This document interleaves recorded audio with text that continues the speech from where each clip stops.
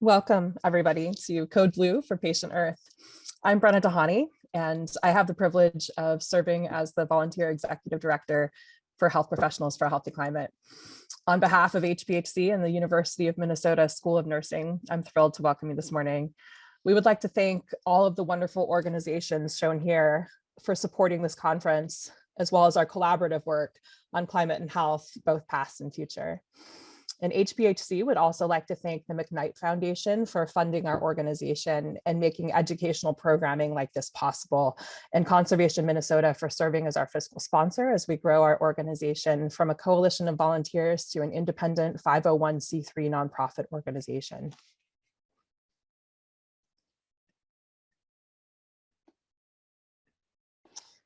We would like to start this morning with a land acknowledgement drawn from language in the official land acknowledgements from the University of Minnesota Duluth. The University of Minnesota School of Nursing, who's hosting the Zoom conference, is located on the traditional, ancestral, and contemporary lands of Indigenous people. The Twin Cities campus resides on land that was cared for and called home by the Dakota people and other Native peoples from time immemorial. Seated in the treaties of 1837 and 1851, this land holds great historical, spiritual, and personal significance for its original stewards, the Native nations and peoples of this region. We recognize and continually support and advocate for the sovereignty of the Native nations in this territory and beyond. By offering this land acknowledgement, we affirm tribal sovereignty and work to hold ourselves accountable to American Indian peoples and nations. The image on this slide is quite literally the view from my window, an 80-acre woodland in Pine County in east central Minnesota on the Kettle River that I caretake for my family. The Anishinaabe people and those who came before them were stewards of this land until its cession in 1837. As a descendant of white settlers, I am committed to learning the history of this land and working to be in right relationship with it. I am grateful to the Indigenous teachers who graciously share their traditional ecological knowledges so that I can learn stewardship that is rooted in relationships of reciprocity. I encourage you all to learn more about the history of the land you are on. The resource native-land.ca is a helpful resource, and we'll make sure to make that available perhaps in the chat. So moving forward, this is the third Code Blue conference that has been held by health professionals for a healthy climate and the School of Nursing. The first Code Blue was in 2016 and was actually not called Code Blue for Patient Earth, but it was the birth of health professionals for a healthy climate. What our founder, Bruce Snyder, reached out to another of our co-founders, Teddy Potter, about hosting a conference at Abbott Northwestern Hospital and was wondering how to get nurses involved in the process. And Teddy said the first thing that we need to do is call this an interprofessional conference and not just a medical conference. And that was the beginning of Health Professionals for a Healthy Climate. 2 years later, in 2018, we had a wonderful in-person conference that was hosted at the Science Museum of Minnesota. And really led to bringing a lot more attention and momentum behind the issue of climate and health. In 2020, we had a wonderful program prepared and ready to go before the COVID shutdown. So we're really pleased to be able to now return to presenting a biennial conference in 2022. And I just mentioned how Health Professionals for a Healthy Climate was born. Our organization has a mission of inspiring and activating health professionals to address climate change through interprofessional education, clinical practice, and public advocacy. Since that inception in 2015, 2016, we've been growing from a coalition of volunteers, as aforementioned, to now being on our road to being a nonprofit organization, a 501c3. We've received grant funding, and we continue to engage in all of these different sectors and are hopeful that we will continue to build membership capacity and momentum, and that if you're not already a member of Health Professionals for a Healthy Climate, this conference will inspire you to join us. Some housekeeping for today's conference. Please use the Q&A function when you want to ask questions. Depending on time, we intend to have a Q&A session at the end of each of our main presentations. You should have received the agenda and other helpful information in the program that was emailed to you. If not, it's available at this Z link. So you might want to have that with you to help to guide your morning. If you did register to receive continuing education credits, you must attend sessions synchronously this morning. We do intend to record and share recordings of this conference after the fact, but for CEUs, it's important that you're actually here synchronously with us. And once the conference concludes, you'll be sent an evaluation link, and it's very important that you fill out that evaluation if you want those CEUs.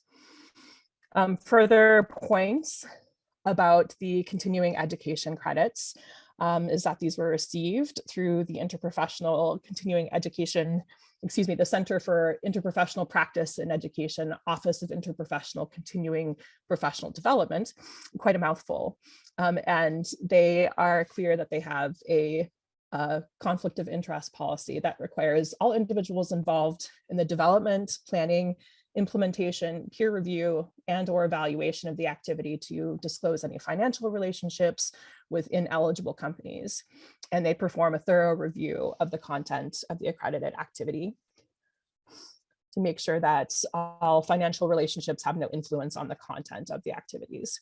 And any potential conflicts of interest that arise based on these financial relationships are mitigated prior to the accredited activity. All planners and presenters of this activity completed this disclosure process. There are no conflicts of interest or financial relationships with an ineligible company that have been disclosed by any planners or presenters of this learning activity. And in your program, you'll find more information about the process and what is available as far as the continuing education units that you can receive. Notably, the Joint Commission has relationships with the Accreditation Council for Continuing Medical Education, the Council for Pharmacy Education, the American Nurses Credentialing Center, and the Association of Social Work Boards. And they also have the opportunity to provide interprofessional continuing education units. So anybody from any of those professions or any other health professions can receive continuing education units that are useful for your profession. So I just wanted to end this morning and transitions by talking a bit more about the theme and name for today's conference, Pathways to Resilience. Resilience is a buzzword that's come up quite a bit over the past few years as we've navigated these multiple converging crises, the climate crisis, the COVID-19 pandemic, some political unrest, and the spotlight that we've had on racial issues in the United States and the problem of systemic racism. So to be able to get through all of these converging crises, we keep hearing about the need for resilience. And there's a lot of definitions floating around about what resilience is, but they kind of converge around this idea of integrated adaptation, bringing together the physical, mental, and spiritual health for individual resilience, but also thinking about resilience on a system level of integrating things to a community level and a societal level. And so we recognize that this is the type of thinking and the type of process that we need if we're going to have a possibility of getting through this climate crisis together and creating a livable future. So all of the presentations this morning are going to converge around this concept of how do we build resilience in different areas as health professionals. And with that, although I guess we're actually running a few minutes ahead of schedule, which is never a bad thing, I think it's time that we can move into our first panel. But first I have the honor and privilege of introducing the moderator for the first panel, who is Megs Bell, the program manager for health professionals for a healthy climate. Megs joined our organization in November of this year as the first staff person for what has always been an all-volunteer organization of very busy health professionals. And Megs has contributed so much in the short time she's been with us that really the the wonderful presentation that we put together this morning with Code Blue wouldn't have been possible without the work of Mags, or at least things would have not been as seamless and wonderful as you're sure to see they will be. So with that, I would like to pass things over to Mags to speak about our first panel.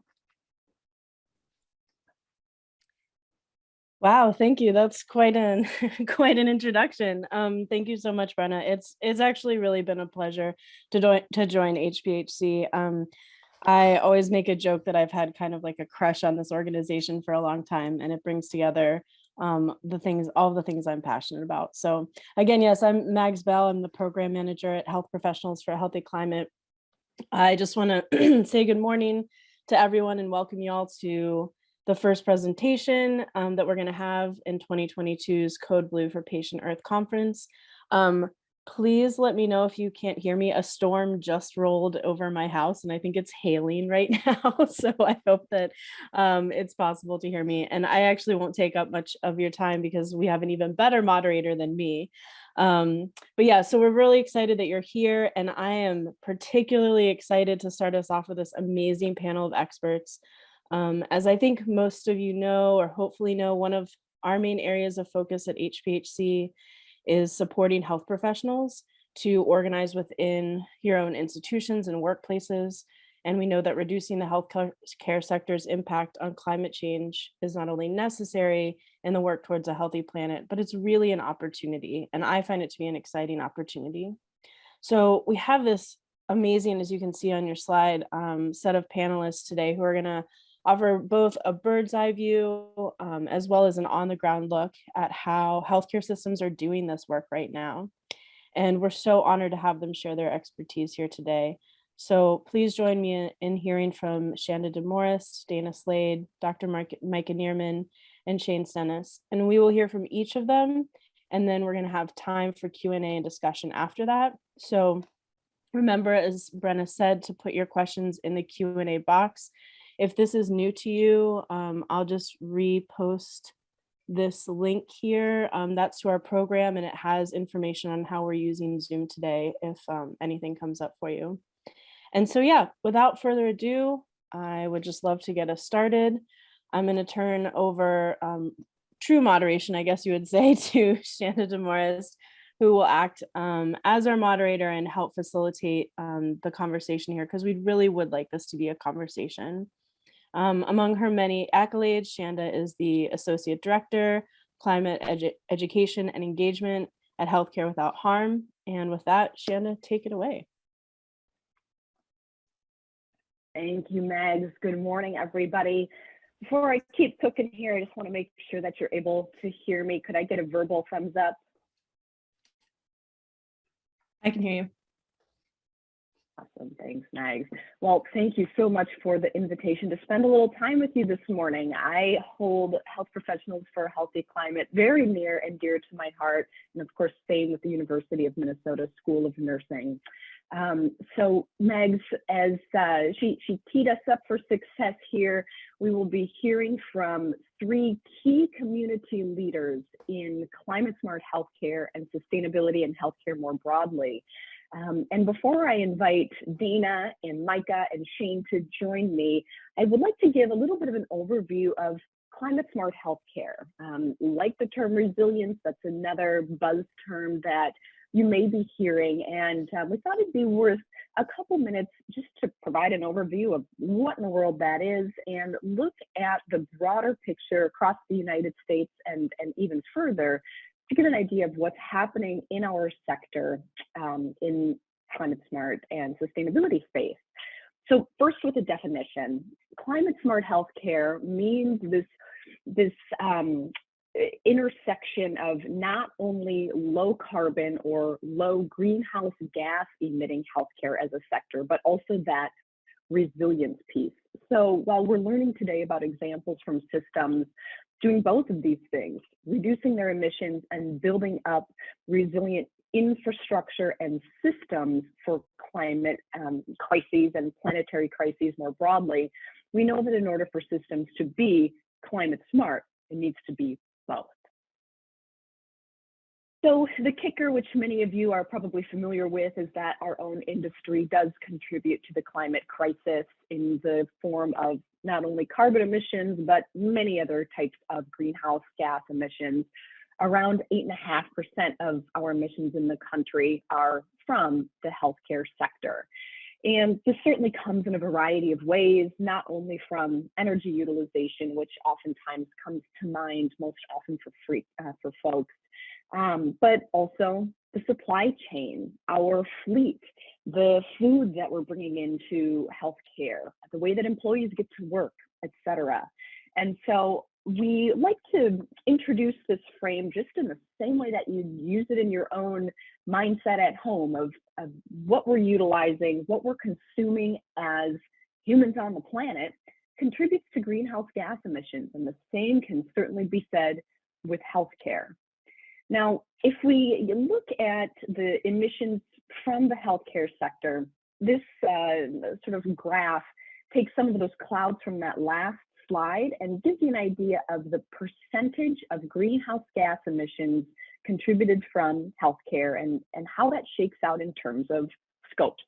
This is a little more technical than we'll get today, but I just want to introduce this idea that Scope 1 and Scope 2 greenhouse gas emissions, basically the small portion of emissions that hospitals and healthcare have direct control over for the most part, really contribute a small minority of all the inherent emissions that come within healthcare. So if we look at Scope 3, which is this big rest of the pie that includes investments we see here, purchased goods and services, capital goods, employee commuting, transportation, waste, etc. The larger, more complex category of healthcare emissions falls within this Scope 3, and that's an important context when we think about basically the influence of control that we have over healthcare emissions, and where else besides within the four walls of the system do we need to be thinking about how healthcare is contributing to emissions? What are the upstream resources and downstream emissions that are inherent within the way that we take care of our patients? And certainly, if we look at the global sector more broadly, Healthcare Without Harm has estimated that our entire planetary global health sector is the fifth largest emitter, if we kind of rank countries, fifth largest emitter on the planet. And so healthcare contributing to greenhouse gas emissions is not exclusive to the US alone. Now, certainly there is momentum developing in this space nationally and internationally. We see the Healthcare Climate Challenge, we see the Healthcare Climate Council, which HealthPartners sits on. We'll learn a little bit more of that. In 2021, we learned the National Academy of Medicine has developed a very progressive and exciting action collaborative on decarbonizing the healthcare sector. There's further governmental movement from the Health and Human Services and the Office of Climate Change and Health Equity. There's this international race to zero. So we're seeing multiple institutions and programs develop for our sector to work towards decarbonization in the interest of that climate smart healthcare and resilience. And health systems across the country have established goals for reduction. So you might see several on here that are familiar, and you'll have access to these slides after. But we like to share this slide because it gives you an idea that there is hope, that our health systems are aware of the need to decarbonize, and that they're working towards that.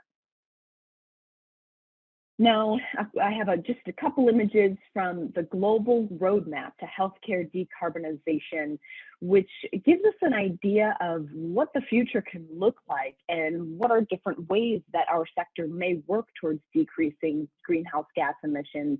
And this graph looks out for another 30 years into the future for if our emissions continue business as usual, we're certainly not going to reach these zero emissions realities. However, there are some climate commitments in line that will help us reduce We have multiple decarbonization opportunities, but even if we implement all of the technologies that we're planning to, all of the climate commitments that we have made, there's still uncharted territory. We still will continue to release emissions from our healthcare sector. And so we need to be even more innovative and even more creative as we learn how to stop emitting and maybe how to work towards capture a little bit. And if we impose that last graph, this is a similar image, but this gives you an idea with all of these colors, the types of implementation that can have an impact on greenhouse gas reduction. Renewable electricity, certainly. Zero emissions buildings is going to bring us closer to towards decarbonization. Travel, healthy food, low carbon pharmaceuticals, you name it. And so across our sector, we'll need to implement decarbonization. Think about that whole scope 1, scope 2, scope 3, it's going to take it all. So with that, I would like to hand it over to Dana Slade at HealthPartners to give us a little bit of an idea of what's happening down the street.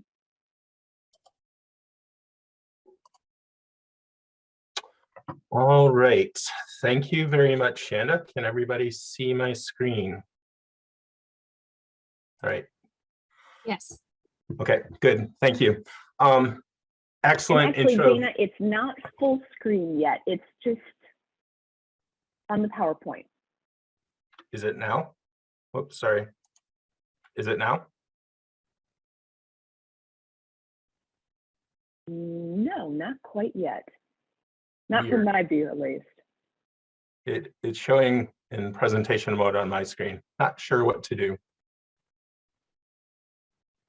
I might try to just pull the notes bar down and then we'll be able to see the slides a little bigger. Oh, I know what's going on. Hold on. There we go. Is that better?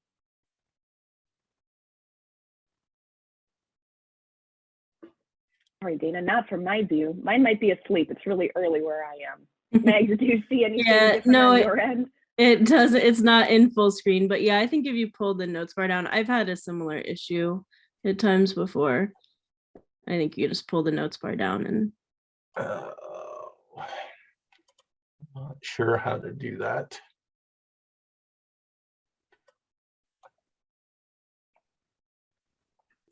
Dun, dun, dun. Well, you can see what I have here, and I'm not used to using Zoom. We use Teams at our work, and I'm just going to proceed. If you can see my slides, if that's okay. Go for it. Great. Okay. Sorry for the hiccup here this morning. As Shanda said, I'm Dana Slade. I'm the Director of Sustainability Programs at HealthPartners. I've been here for about 10.5 years, and it's been a great ride. HealthPartners is a member of the Healthcare Climate Council. And I just want to preface my presentation here with a couple of introductory comments, and then I'll dive into our brand new Sustainability Goals 2025. And this is the first time that we're publicly speaking about these goals. So you guys are my guinea pigs for showing off our new long-term goals. And I want to say before I start, though, that this was a process. It took us about 18 months to come up with our five-year goals. And the pandemic actually helped us. We were able to be a lot more intentional and thoughtful about how we committed to our 5-year goals. We did much consultation with sustainability experts across the country, including Shane Stennis, who you'll hear from later in this presentation.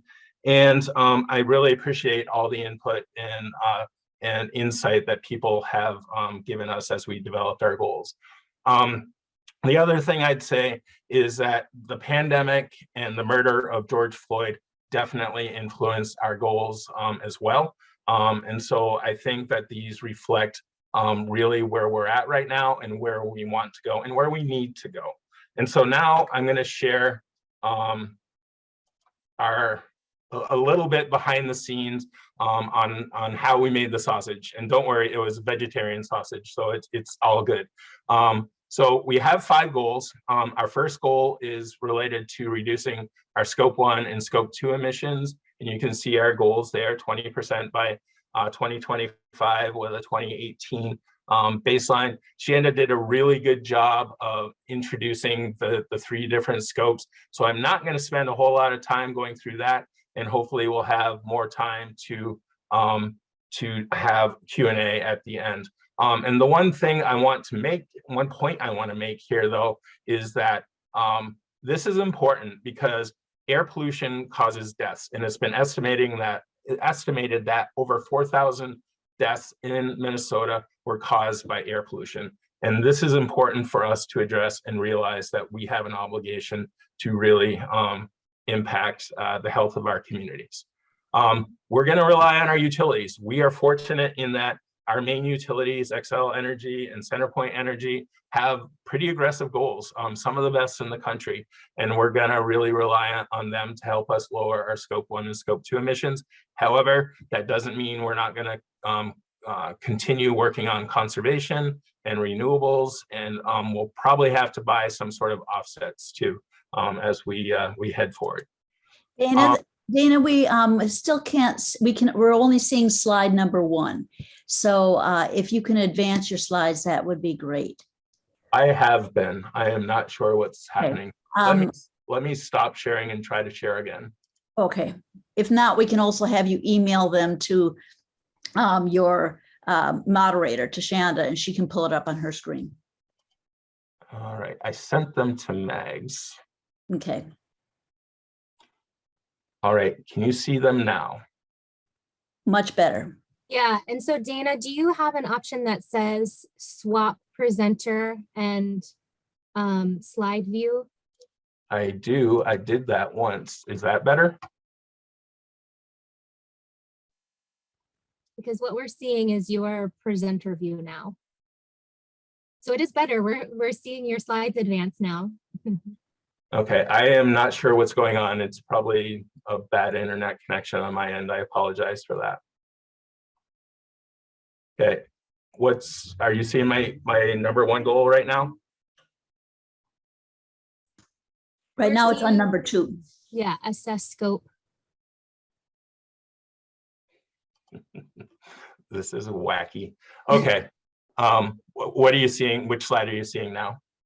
Yeah, now 1. we're seeing 1, reduce Scope 1, Scope 2 emissions 20% from. Okay, did it switch? It did switch, yes. Okay, we're heading in the right direction. Okay. Sorry about this. So our second goal is to assess our Scope 3. And as Shanda said, there are 15 categories in this area, and it makes up 71 to 82% of healthcare emissions. So what we did intentionally is this is where we want to focus. Our utility is going to help us get our Scope 1 and Scope 2 emissions down. And this is where HealthPartners is going to focus going forward. We think we know which of the 15 categories are material for us, but that's the first thing that we're going to do is do a materiality assessment of our Scope 3 emissions, and then come up with a game plan for working with the various partners that we're going to have to in order to do this. Because as Shanda said, these emissions are not under our direct control, and we're going to have to partner and leverage relationships with the various vendors and service providers that we use. All right, hopefully the slide moved. Our third goal is all about reallocation of our budget. We know that a certain part of our budget is already being spent on local and sustainable services. What this goal is all about is increasing that. And we really want to focus on minority and women-owned business enterprises and look at it with an equity, inclusion, and anti-racism lens too. We've identified our top 26 spend vendors and service providers, and it's almost $1 billion in spend. So it's going to be significant. We are going to include our services and our construction and food. We already have a great handle on our food service. Waste is a big problem in healthcare. I've thought about this long, I've thought about it frequently. There is no type of waste that healthcare does not generate. A lot of it is plastic and most of it's disposable, and that certainly hasn't gotten better in the pandemic. So our goals that we set here for this task is to divert 40% of our waste from our clinic and administrative buildings, and the metric that we use for our hospitals is pounds per adjusted patient day, and we've selected 15 pounds. Our hospitals right now are somewhere between 13 and 18, so we're well on our way to this. We want to focus on increasing our organics diversion and decreasing the amount of plastic that we throw away, including styrofoam. We don't buy styrofoam at HealthPartners anymore, but we still get it in our packages and things like that. So that's something that we really want to focus on going forward. And our last goal is employee engagement. So this was one of our goals in our previous 5-year set of goals, and we had the metric of getting everybody over 90%. And you can see prior to the pandemic, most of our facilities were over 90%. So we were optimistic that everybody was going to get there. The pandemic hit and people forgot about us, or they had other priorities. So this is something that we're really focused on going forward. We have had an Earth Day campaign, and that's a great way to phrase it, because we have just flooded our communications venues with Earth Day events, and it's I'm pretty tired with Earth Day being yesterday. So here's a nice summary of all 5 goals on one slide. I want to emphasize that we have been doing this for over 10 years. And I know that there's some health systems that are on the meeting today that are thinking, wow, how do we get there? And the best advice I can give you is to don't freak out about how big of an elephant it is. Think about just doing something. Do it and then do something else, and use the momentum and get engagement from your staff, your colleagues, and really make progress here. You won't get there overnight, but you'll never get there if you don't start. Start somewhere and just do it. And then the last thing I wanted to announce here this morning is that the Federal Health and Human Services Department made an announcement yesterday with reducing their carbon emissions from the VA and the Department of Defense. And they've asked for private health systems to join in that. And I just got approval from our CEO. HealthPartners will be joining and signing that pledge. And I ask for other organizations to do that too. We need to do this together. This is not competitive space, and it helps all of our communities improve the health and well-being of the patients and members that we have. And with that, I will be quiet and turn it back to Shanda. Thank you. Dana, thank you so much. I'm taking copious notes on all of those goals that you're sharing across the spectrum. So we appreciate you sincerely, and stay here because we're going to open up for Q&A in a little bit. But I think next, Micah, we get to hear from you, Dr. Micah Neerman. And Mags, if I understood some of the back chat, you'll be the one sharing the screen for this round. Terrific, we're getting that puppy up and going. So Dr. Neerman, after Dana's terrific overview of what's happening at HealthPartners, let's hear what's going on at Gillette Children's. Yeah, thank you so much. And thanks for the opportunity to be here this morning. So my name is Micah Neerman. I'm a med-peds physician by background, and I've been at Gillette Children's for about 2.5 years as their chief medical officer. So we know that climate change is a health crisis. We also know that healthcare systems are one of the biggest emitters of greenhouse gases, as you were pointing out this morning. What is exciting is that healthcare is pushing in the right direction with leaders across the country and here in Minnesota who really recognize our role and accountability in this problem. And by addressing climate change as healthcare systems, we are abiding by our rule, first, do no harm. Next slide. So where is Gillette on this journey to improve our impact on the climate crisis? And what have we learned so far? And what challenges do we see before us in this work? Gillette has not incorporated environmental sustainability into its strategic plan. We haven't, as a result, made it a priority when addressing suppliers or capital investments as examples. But as I was soon to learn, that doesn't mean a lot of activity isn't happening. So about 5 years, there was an employee on our facilities team who had started a green team, and they had initiatives around reducing waste through recycling and eliminating disposable cups and utensils. And this was truly led by one person and not elevated as an organizational priority. He left and the momentum fizzled, and then we also entered the pandemic. Next slide. But there is work still being done. I began to ask other leaders in facilities, supply chain, pharmacy, and anesthesia about any efforts with reducing greenhouse gases. Facilities, or environmental care, as they're called at Gillette, and their leadership were already replacing lights with energy efficient lighting. And the skyway that you see here has been covered by plants across the entire roof, but the savings were never tracked. Next slide. I also talked with our anesthesiologists, and they were well aware of the greenhouse gas impact from anesthetic gases, especially desflurane.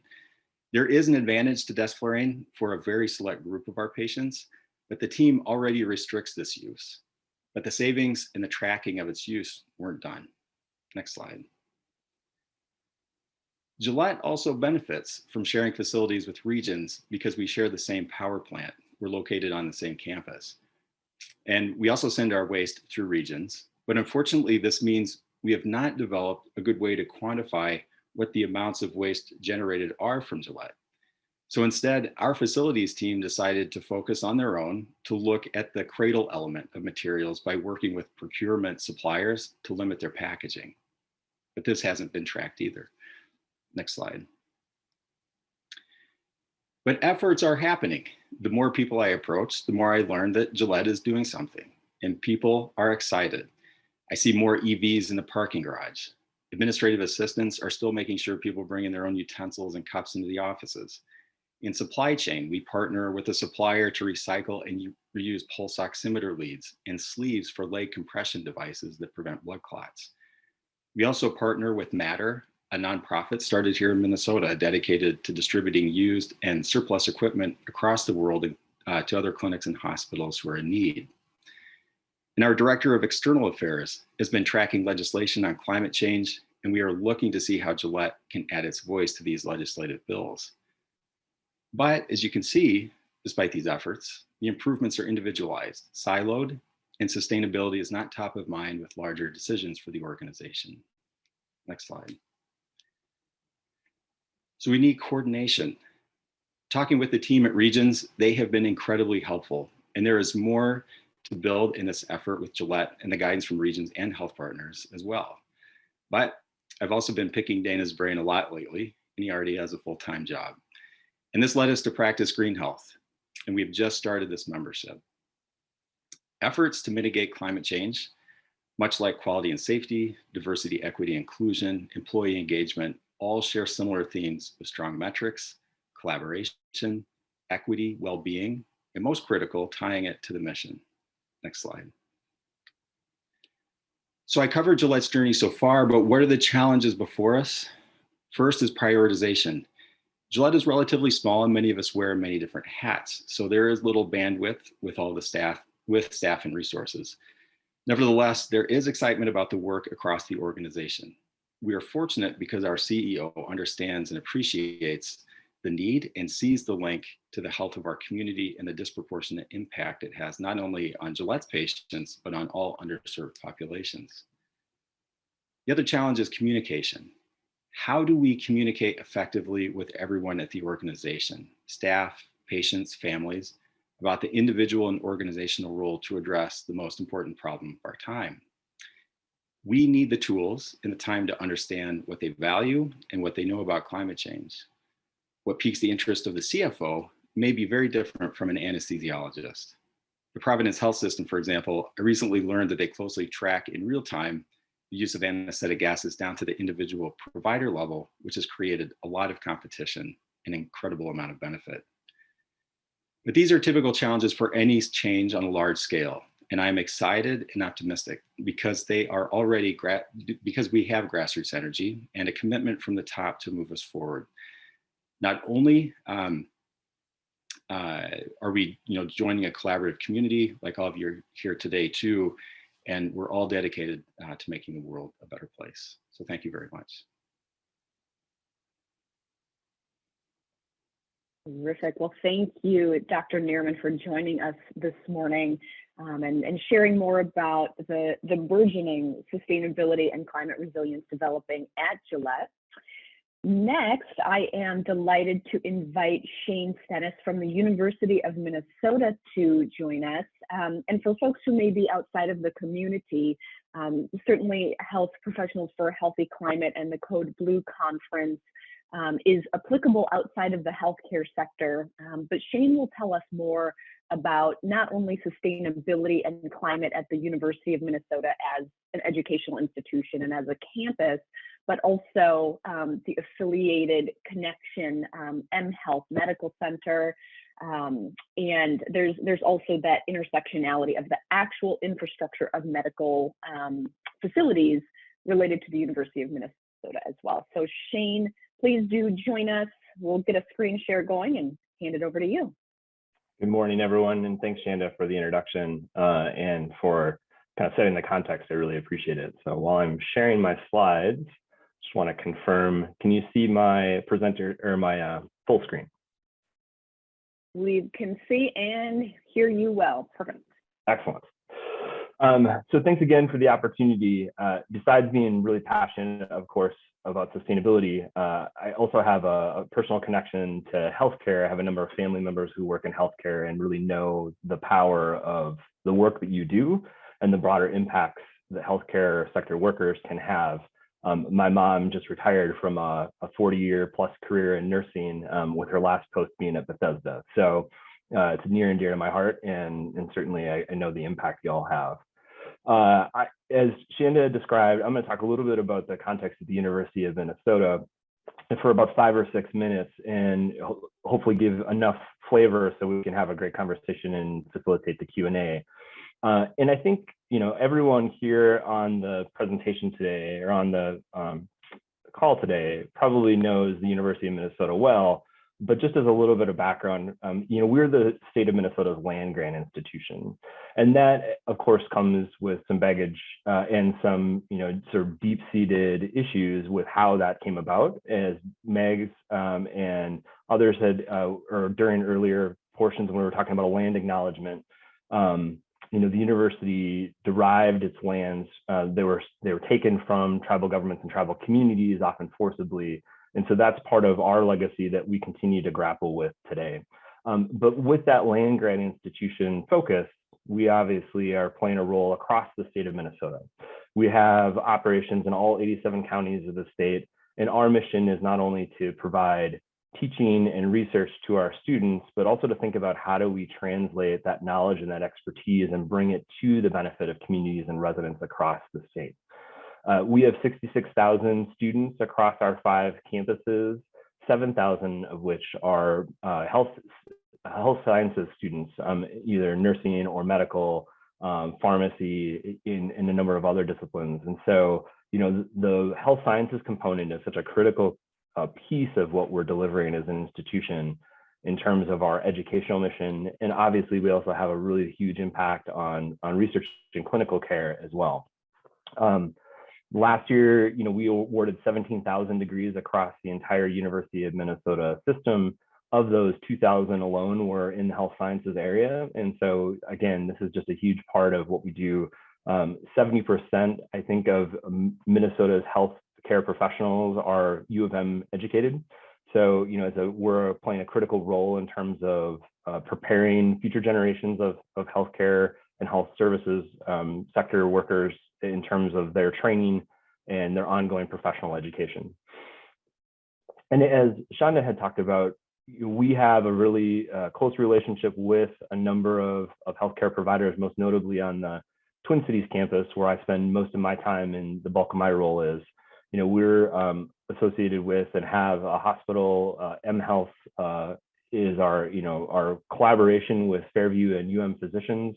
And we have a hospital on our East Bank campus that we are directly connected to from a facilities perspective. But like, Gillette's experience with Regions, we're also in this very interesting space where, Health and Fairview operate the building and the operations that are going on in it. But the University of Minnesota provides a lot of the services like utilities, steam, electricity, as well as waste management services to those facilities on the East Bank of the university's Twin Cities campus. And so that, interconnection between our university academic operations and the operations of the hospital and the clinic and surgery center that's nearby are, really intertwined, which poses both, a unique set of opportunities as well as challenges that we'll talk about, I think, much in the Q&A. So I know Dana and Dr. Neerman had talked about, kind of setting the stage around, like, so how does this work happen? And for the university, I would say the first and foundational piece of it for us is that we've embedded it in policy at our highest level. And organizations can take many different approaches to how to advance sustainability in their institution or their organization. And for us, the policy aspect of it really does lay a foundation and set the floor for the work that we're doing. So in 2004, the university's Board of Regents, which is the governing board for the university, established a sustainability policy, which is still in place today. And it guides, our actions and sets our guiding principles in terms of how we roll out sustainability across the institution. And that policy really envisions that sustainability is across the mission. It's not just compartmentalized in one sector or one part of the university, but it really is integrated in all the things that we do. That's not to say that we do it perfectly. We have lots of opportunity for improvement, but there is a real commitment to thinking about how do we comprehensively embed sustainability into the work of the institution. And along with that, we also have, there's a couple keys I think that really have driven us since the policy was established. And one is engaging everyone in the work of sustainability. On our Twin Cities campus, we have a campaign called It All Adds Up that is really focused on this idea that small little actions on their own, but executed by individuals or maybe put in place by a department, maybe if they were just that person or that department wouldn't have a huge impact, but collectively we can add up to big impacts because of our size, because of our tens of thousands of students and our 20,000 employees in the Twin Cities and all the scope of activity that we have. Collectively, these things can really have a real meaningful impact on outcomes when we take them in total and aggregate them. We also have a real history and emphasis on grassroots leadership. And this is, in many cases where a lot of our innovation and good work happens or starts at.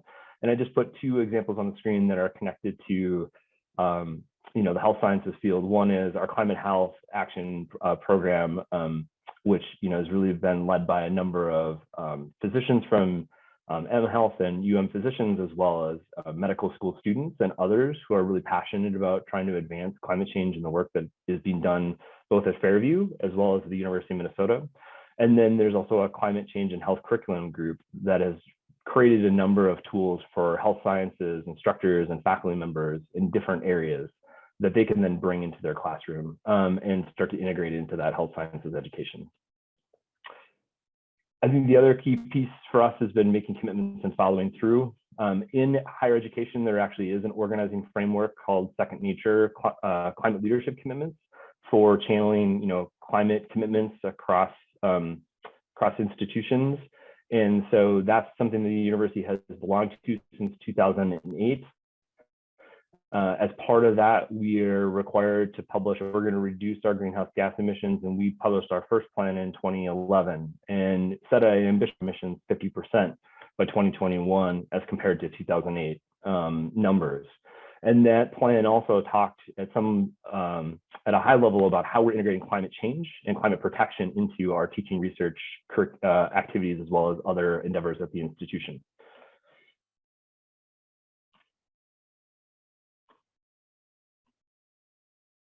And then, more recently, we've taken some steps to embed sustainability into our strategy.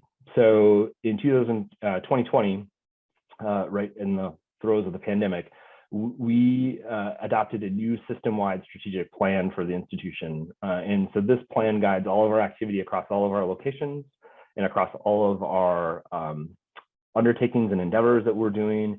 And it really focuses on, our service to the state and how that service impacts the world. And as part of that, we're really, I think, institutionally made a commitment to thinking about how sustainability is advanced through that plan, and actually called out and established a goal around building a fully sustainable future in that planning document, and identified a few sub-actions related to that activity and that endeavor in the plan itself. So the first time we've had a system-wide strategic plan, and it's the first time in our strategy document as an institution, any strategy document, that we've really embedded sustainability upfront and comprehensively, and said that this is something that we're aspiring to as an institution. So it's kind of the next step, and it's still relatively new for us because, as you all have experienced as well, the pandemic has sucked the collective oxygen out of our capacity to advance other things. And so we're just now getting back to this and saying, like, what does this mean for us institutionally, and how are we going to put this into action? How are we going to make this commitment a reality? And the final thing I'll say is all of this work, the grassroots leadership, making commitments and following through, embedding things in policy, embedding things in strategy, have had positive outcomes. Our climate reduction goals and our climate ambition is focused on, like I said, reducing emissions. And we've been able to realize the goals we've set because of those things that we're doing, because of that grassroots leadership, because of engaging everyone in the work, and because we made commitments and then figured out ways that we follow through. The thing I will kind of point out about this number 2 is, while doing this, we've also saved money. And I think that that's something that sometimes in sustainability world, we're kind of loath to talk about, but it's really important because it does speak to the CFO, it does speak to the financial office, and it does actually create momentum for doing more work. So that number there comes also with a kind of a millions of dollars each year in annual savings as a result. And so with that, I'm gonna wrap up and look forward to the Q&A and talking more about this topic and hearing from all of you. Super, thank you, Shane. I pulled out so many threads that each of you spoke to. We heard about journeys, we heard about some of those objective goals that you're working on setting, also some of the challenges around metrics. We heard about tying this work to your mission and some of the development around strategy and policy focus. So super exciting. Dana, Micah, Shane, thank you all for giving us an overview of what's happening at your institution. So let's shift now to the Q&A. We're seeing a couple come into the chat, so this is excellent. Thank you. I think first I would like to lead with, how can health professionals get started in this work? So maybe particularly folks who aren't in administrative positions. And Micah, I think because of your clinical background, I'd like to start with you. So how can health professionals get started in this work who aren't in an administrative role? So I would say, I think twofold. One, I mean, if it's something, this is obviously something that's incredibly important and we're very passionate about. So continuing to pursue it, despite maybe a lack of centralized support. And that certainly has happened at Gillette. Although I think the other part though too is maybe that recognition within the organization, I think, at least for Gillette, has been either one, not really fully appreciating it. And that really gets then to education. So I think as providers or those who are maybe not in administrative roles, being able to understand how to speak the language for the leaders who they need to engage and what those leaders value, and that can be kind of difficult. So at that point, then it means identifying, some leaders who already may have an interest and really engaging them and start to leverage their work. I mean, I know that, for example, I mean, it's easy. I mean, this is an easy example to pick out, but anybody in finance or the chief financial officer, what they see first and foremost, are the financials. So really being able to tie this work to the financial sustainability of the organization, and that can really grab their attention. But then also thinking very creatively too about the efforts. Looking at how is the workforce managed in a sustainable effort. Does that mean more people working from home, doing hybrid, maybe not occupying as much office space? So there are different ways, I think, to approach it, but just not to give up. I mean, it's incredibly important, and to continue that communication. And then also too, I mean, even in my role, I mean, I picked Dana's brain quite a bit on what they were doing and how I can do that within my own organization. So anyway, yeah, and it doesn't have to be right within your own organization. But it would be interesting too. I don't know, for Dana and Shane, what your experience has been on that. Sorry, Shanda, if I jumped the gun. Yeah, I was just going to offer, I think, two things that I often refer back to and actually talk to students quite a bit about. And I think they're transferable to any age and any sort of place you're at. One is there is, and I'm sure folks have seen this, something called Project Drawdown, which is a national organization that really focuses on climate solutions and trying to identify what those are. And they published a wonderful book about this, a number of books about this. But they have something called Project Drawdown Climate Solutions at Work. And I think it's a good place to start because it gives a kind of structure and a framework for thinking about what are the things you do at work every day that might be an opportunity to positively impact climate change and to work on this as a topic. The other thing I'm really fond of referencing is, and I can't claim credit for this, this comes from Dr. Ayanna Elizabeth Johnson. She's a marine biologist, a writer, and a climate leader. She often talks about this idea of like creating a Venn diagram and thinking about the things that you're good at and the things that you love to do and the things that the climate movement needs. And the intersection of those three things is what you should be doing. Because every job is a climate job. All of us have, climate change to work on. We all can contribute, I think, is the message. But you don't all have to contribute in the same way. And so finding that thing that's unique to you and that you feel comfortable doing and that you're good at and you love, because you have to have love and passion for something if you're going to maintain it, because some of this work gets hard and it gets tiring. So I think that those are the things I really encourage people to focus on, is, defining that specific thing for you that really resonates. So I would add two things. I agree with everything that Micah and Shane said, and that's definitely the way that we've approached things too. The other two things I would add is most of our organizations are nonprofit mission-driven organizations, and make the tie with your sustainability program to the mission, vision, and values of your organization. And that way, in our case as HealthPartners, our department of 2 has broader reach to 26,000 people, because everybody is working in healthcare to support the mission, vision, and values of the organization. The other thing I would say is sustainability doesn't have to be a drain on the bottom line. In fact, if you do it smart and you do it well and you do it intentionally, you can make money. Even through the pandemic, we have calculated that our sustainability initiatives have saved the organization $4.2 million over the last 2 years.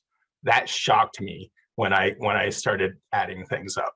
Sustainability pays if you do it well and you do it smart and you do it intentionally. Nice, nice. Dana, I want to go a little bit further into what you just referenced at the end there, the cost piece of this.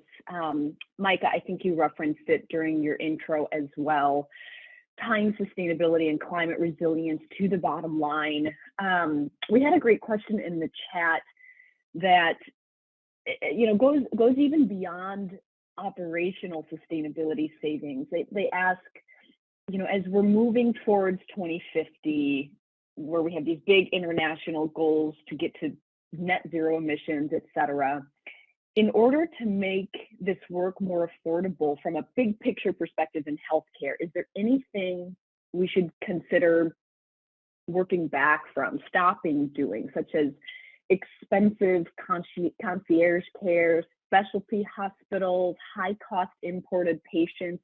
How are you framing some of that cost angle from some of the the least types of sustainable care, the really high resource patient care? And I know this gets into ethics a little bit, but I'm curious of folks' thoughts. And Dana, I don't necessarily, I'm not kicking it back to you per se if you need a little more thinking time on that, but how do we look at the ethics of the costs of healthcare and what that means in terms of sustainability?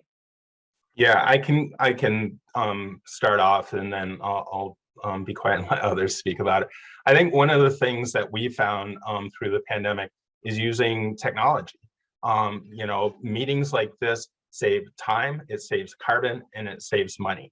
And it's amazing how much that saves. Just one example, we have switched to almost all virtual meetings now. And so I used to drive to our hospitals and clinics and get reimbursed from our organization. We calculated that we saved $1.2 million a year by not driving to meetings. And it's amazing how much that savings wraps up. Our administrative employees cut back on their commuting time and mileage by 64% from 2019. I mean, huge savings. And those all go to improving the health and well-being of the community, right? So you're not putting that carbon in the air. So, those are just a couple simple examples of how you can change the way you operate to make improvements. Maybe, yeah, Danny, you're exactly right. And Shanda, I would say too, I think your question also gets at the heart of healthcare and how we're reimbursed. I mean, we are still fee for service. So we're getting paid to do stuff, which also makes uses goods. We're not paid in the prevention. So, for example, like what, Dana's example gave, having a lot more of that outreach, that primary care intervention that could be done, through virtual care, for example. There are a lot of ways that we could begin to think about how we deliver healthcare differently that will also have direct impact on the climate. But I don't know if that's also a huge undertaking. And I would imagine as the climate worsens and the financial unsustainability of our current model continues, these may be coming kind of at a crossroads, maybe just at the right time. Thank you, Micah. So the next question I'd like to pose from our audience, kind of combine two here. What have you found is the best way to engage community and staff in sustainability work? And then let's also add patients to that. Or students, Shane, what's the best way to engage folks who aren't traditionally on your staff in this sustainability work? Yeah, I'll start with students because they're something that we're very close to every day. I don't want to be cliche, but I think it goes without saying that our students and students generally are deeply interested and super passionate about sustainability. And so they are often, pushing us to be more aggressive, more bold in the actions that we're doing. And so they are a really constructive influence on ambition setting and maintaining the pace and the scale of the work that needs to be done. The way that we've engaged them has really been really varied, and again comes back to that idea of like finding sort of what they're passionate about and what they're interested in, and then trying to engage them in different outlets. And they also do a ton of self-directed stuff that we have no engagement in, and a lot of it is, and this is true for staff as well and faculty members that we have, is we kind of find two things are really useful. One, get out of the way sometimes, don't be an obstacle or a barrier to progress. And two is, how do we think about ways that we can reduce organizational friction? We know that there's a lot of friction and inertia in systems. And so sometimes it's just like greasing the skids with money or relationships and connections, just to say like, if it's a few $100s keeping you from launching a really cool program that you're super passionate about, we can find resources. You know, like I said at the beginning of our slides, we're a $4 billion organization. We should be able to find, you know, kind of money in the couch cushion, so to speak, to be able to make great stuff happen. So I think those are a couple different ways that we've really approached it. So I'll add a couple additional things here. And I saw those question in the Q&A. Sustainability is a determinant for where people work. So we've used, and I have been personally spoken to by new employees. They've sought me out just to tell me that they chose HealthPartners because we have a formal sustainability program. So I think that's a softer thing. You know, I think the question was saying, yeah, sure, if you save money, that helps, but it also helps attract staff. It helps retain staff, and that's huge. And riffing off what Mike has said a little bit, get your data, make sure it's bulletproof, and then talk about it, and talk to anybody that will listen to you about it. And then as your message gets out there, more and more people will come and seek you out, because this is something that organizations and people are interested in.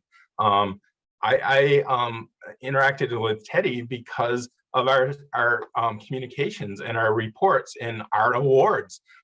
Really play that up, because there is so much soft benefit in that. And I don't do it because I have a big ego. I do it because I'm passionate about improving the community where we live, and reducing the impact our operations have on that community. And I'm just a figurehead for the work that many, many people are doing. And I will talk passionately about it for as long as people will let me do that.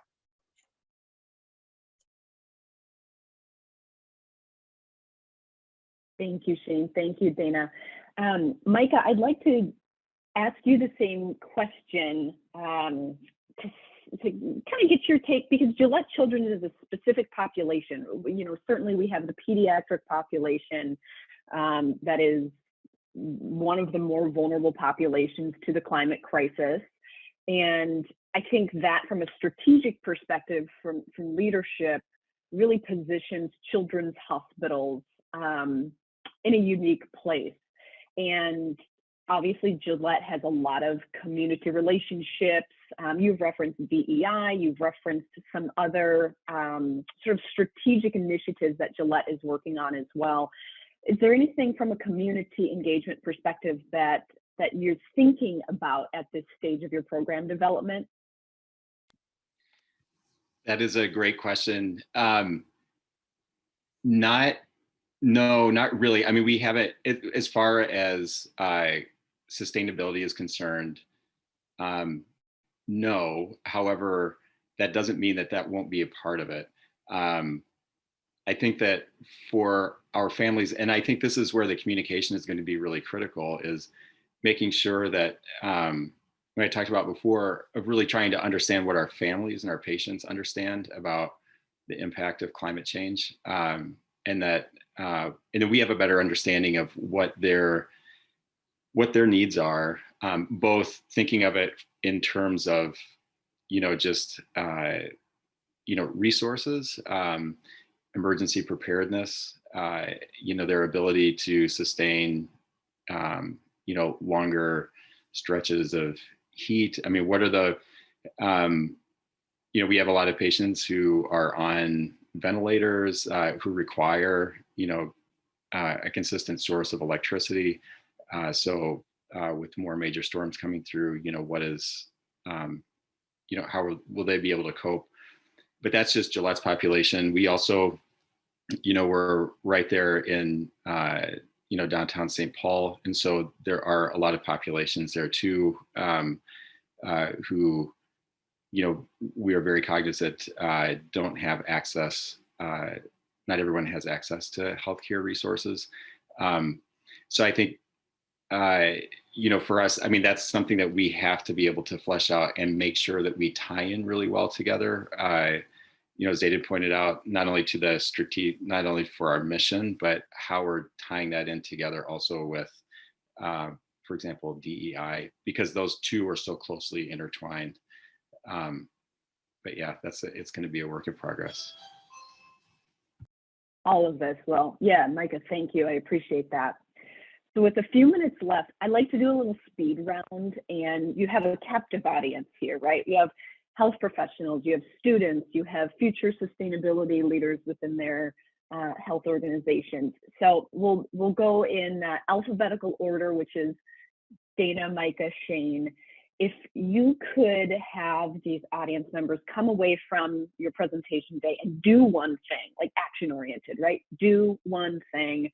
What is that recommendation in 30 seconds or less? Dana, I'm going to kick it over to you. Yeah, just do something. Do something that has an impact on the environment, on the community. Doing something is 100 times better than being paralyzed. So don't sit there, get off your butt, go do something. Dana, thank you. Over to Micah. Yeah, Dana's exactly right. Yeah, and talk about it. And then actually educate yourself as much as possible. I think that would be the other key. And I would just add to what's been said, recognize that this work is, we often talk about it in an environmental context and we measure it in units of energy or emissions, but it's really about people and communities. And so connecting it back to that, I think, is really critical.